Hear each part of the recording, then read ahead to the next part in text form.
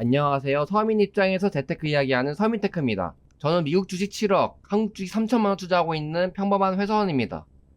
회사 다닌 지 9년차 정도 되고 있는 것 같은데 지금까지 회사 다니면서 느낀 것은 대부분 그렇겠지만 제 인생 대부분을 회사에 넣고 싶지 않아서 가능한 빨리 현금 흐름을 만들어 경제적 자유를 이루는 것이 목표였습니다. 보통 오피스텔 한 개당 1억 정도 하고 수익률 5% 정도 나오기 때문에 주식으로 돈을 불려 6억을 만든 후 오피스텔 6채를 사서 월 300만원 정도만 만드는 것이었죠. 마음만 먹으면 월세 빼고 생활비 50만원으로도 살 수 있었던 저였기에 월 300만원이면 충분하다고 생각해서 목표 금액을 그렇게 잡은 것이었습니다. 그런데 미국 배당주를 찾아보니 오피스텔보다 훨씬 좋은 현금 흐름을 만들 수 있겠더라고요. 그래서 배당주로 투자하고 있는 것이 리얼티 인컴 2억, PDI 2억, NEP 1억 정도 투자하고 있습니다. 사실 수많은 배당주 중에 이 세 종목을 나누어서 투자한 이유가 있습니다. 그 이유와 각 배당주에서 세후 월 현금 흐름이 얼마나 나오는지 말씀드릴게요. 배당주 PDI부터 말씀드리자면 PDI를 선택한 이유는 주가가 하락하면서 배당률 14%로 고배당률이 되어 안정적이고 높은 현금 흐름을 만들기 위해 투자했습니다. 세후 월 배당은 200만원으로 5억을 몽땅 PDI에만 투자하면 월 500만원이 나올 수 있고 제가 처음 목표했던 월 300만원은 3억만 있어도 가능한 종목이죠. 그런데 왜 5억 다 안 집어넣었냐고요?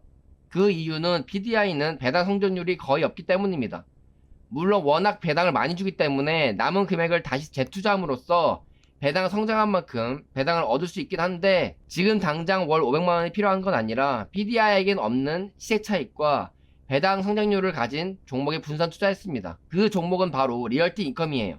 리얼티 인컴은 원래 배당 수익률이 3에서 4% 하는 종목인데 주가가 많이 하락하여 제가 투자할 때만 해도 6%나 되어 매력적이어서 2억 투자했습니다. 세후 월 배당은 80만원 정도 나오고 있어요. PDI보다는 배당 수익률이 많이 떨어지지만 매년 배당 성장을 3% 이상 하고 있고 꾸준히 우상향하는 종목이라 PDI의 단점을 보완해 줄 수 있는 종목이라고 생각합니다. 이렇게 두 종목만으로 세후 월 배당이 280만원이 발생하여 목표했던 월 300만원의 현금 흐름을 달성했죠. 그래서 남은 1억은 좀 더 공격적인 배당주에 투자하기로 했습니다. 그게 바로 NEP예요. NEP는 배당 수익률 15%로 고배당에 배당 성장률도 무려 13%로 이상하리만큼 너무 좋은 종목이었죠. 세후 월 배당 90만원 정도 예상됩니다. 그래서 저는 배당주에 5억 투자해서 실수령 월 360만원 현금 흐름이 발생될 것으로 예상돼요. 그런데 NEP는 LP라고 명시되어서 배당 소득세가 40%나 된다는 얘기가 있더라고요.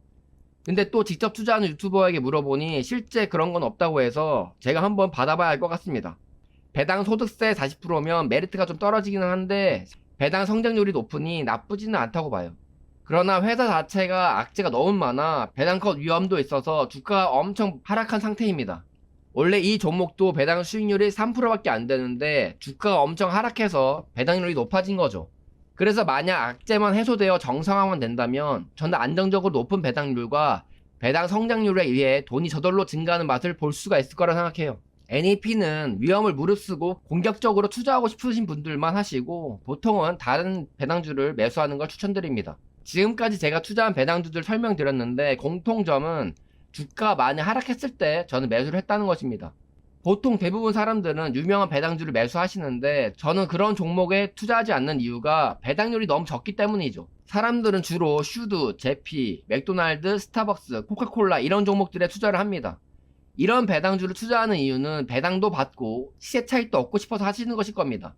하지만 돈을 불리기 위해 시세 차익을 얻고 싶으시면 성장주를 하셔야지 이런 어정쩡한 배당주로 돈을 불리기에는 시간이 너무 오래 걸려 비효율적이라고 생각해요. 저도 돈이 몇십억 있었으면 배당률이 낮은 굉장히 안정적인 배당주를 했을 거예요.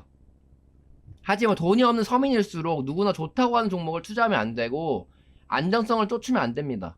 지금 당장은 안 좋아 보여 위험성이 커 보이지만 본인만의 관점으로 시간이 지나면 나중에 좋아질 주식을 찾아 투자하셔야지 효율적으로 돈을 굴릴 수 있다는 걸 깨달으셔야 합니다. 저도 처음부터 몇 억을 배당주에 넣을 수 있었던 사람은 아니었어요.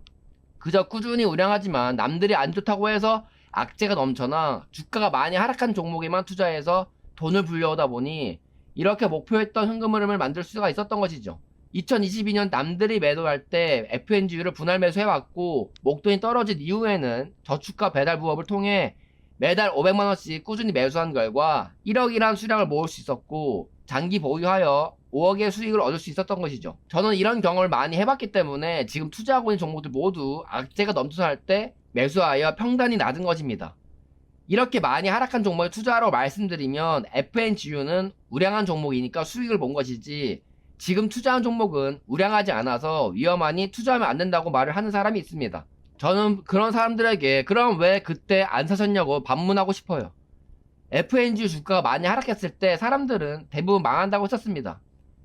빅테크 시절은 끝났고 세배 레버리지 상품이랑 많이 하락한 상품은 상패 위험이 있다고 하며 아무도 매수하지 않았죠. 그러니까 주가가 많이 하락한 것입니다. 원래 주가가 하락하면 다 우량해 보이지 않습니다. 주가가 상승한 후 지나고 보니까 우량한 거라고 말을 하는 거죠.